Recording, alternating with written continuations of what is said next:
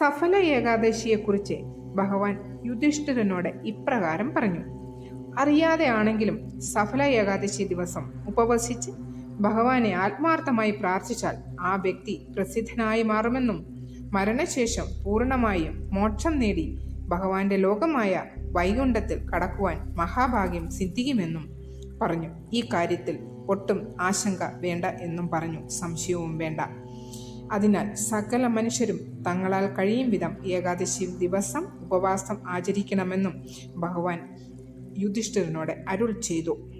കൂടാതെ കേവലം സഫല ഏകാദശിയുടെ മഹത്വത്തെക്കുറിച്ച് ഭഗവാൻ വിശദീകരിക്കുന്നത് മാത്രം കേട്ടു മനസ്സിലാക്കിയാൽ പോലും ആ വ്യക്തിക്ക് ഒരു രാജസൂയയജ്ഞം നടത്തിയതിന് തുല്യമായ പുണ്യം ലഭിക്കുമെന്നും അടുത്ത ജന്മം കുറഞ്ഞ പക്ഷം സ്വർഗലോകത്തിൽ പുനർജനിക്കാനും സാധിക്കുമെന്നും ഭഗവാൻ യുധിഷ്ഠിരനോട് പറഞ്ഞു.